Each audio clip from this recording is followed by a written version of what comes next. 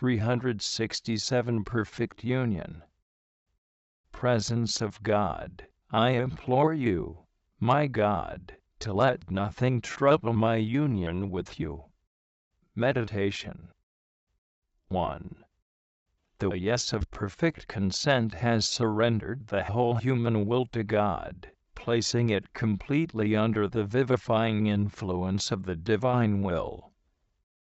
Yet there are still found in the sensitive part of the soul disturbances which tend to withdraw it from the governance of God's will. The sensitive part is subjected to the Spirit only with difficulty, in consequence of the disorder produced by original sin. Even while the soul is by its will entirely conformed and united to the divine will, the sensitive part is always pulling in its own direction, carrying the affections along with it, sometimes stirring up repugnances and difficulties which can render continual adherence to God's will painful, and trouble the peace of the soul. Sensitiveness can still subject the soul to impressions and emotions which are a little too lively, and expose it, when it does not succeed in wholly dominating them, to commit faults through inadvertence or frailty. Nor is the devil excluded from making use of the movements of the sensitive part, to assail the soul, to hinder its progress, or, quite simply, to make it turn back, which, unfortunately, is always possible as long as we are in this life.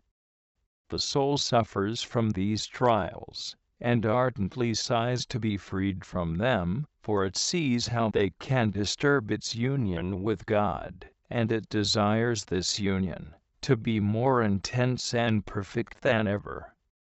Only God can re-establish in man the harmony destroyed by original sin, and He does not refuse this sublime grace to a soul which is truly faithful to Him.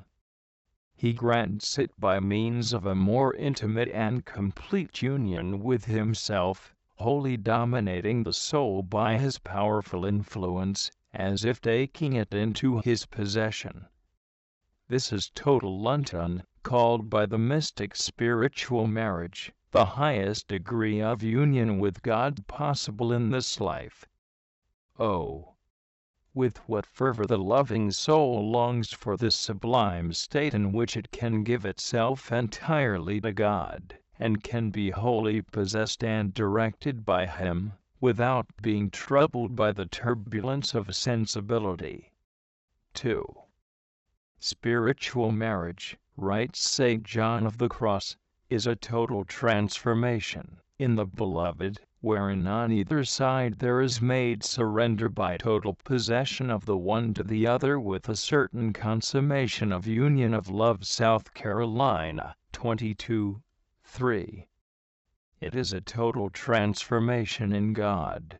That is, the transformation which at first in the spiritual espousals was realized only in the will, is now extended to the other faculties, as a result of that mutual, perfect giving of God to the soul, and of the soul to God.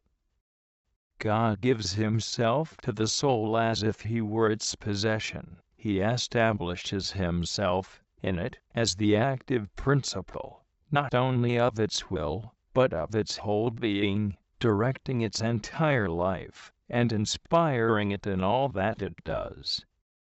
This is the result of an ever more intense influence of the gifts of the Holy Spirit, that pervades all the faculties of the soul, entering even into its sensitive part, which remains henceforth completely subject to the Spirit. The soul possesses its God as one who vivifies, moves, and governs it. It possesses Him as its principle of life, as its support, its strength, its all. It exclaims spontaneously with St. Paul, "I live, now not I, but Christ liveth in me." Gal 2:20.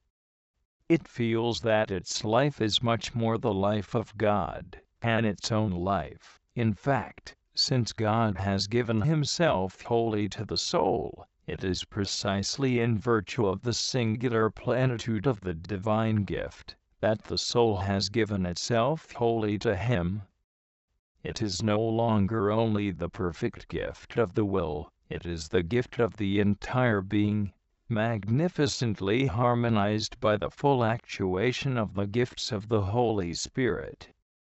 This gift, this total surrender of the soul to the Beloved, effects, as it were, the transfer of the life of the soul into God, so that it lives more in Him, and in itself, more in Him, whom it loves than in the body which it animates. Compare J.C. South Carolina, 8:3.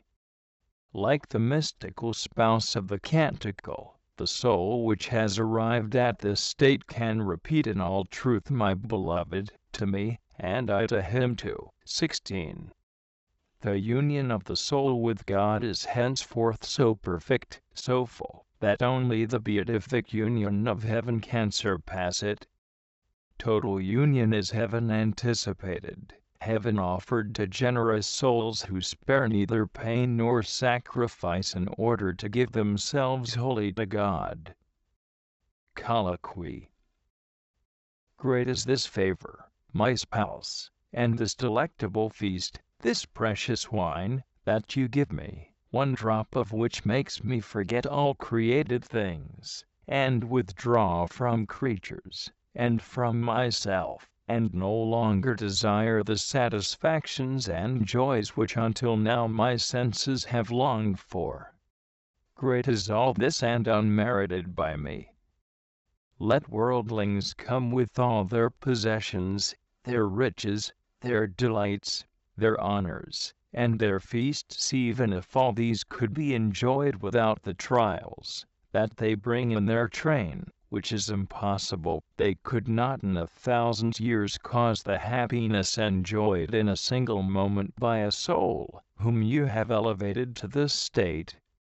No, I do not see how it is possible to compare the base things of the world with these delights so sweet that no one could merit them, with this union, so complete with you, my God, with this love so ineffably shown, and so blissfully experienced. T.J. Con. 4. O Lord my God, who is there that seeks thee, in pure and true love, who does not find thee to be the joy of his will?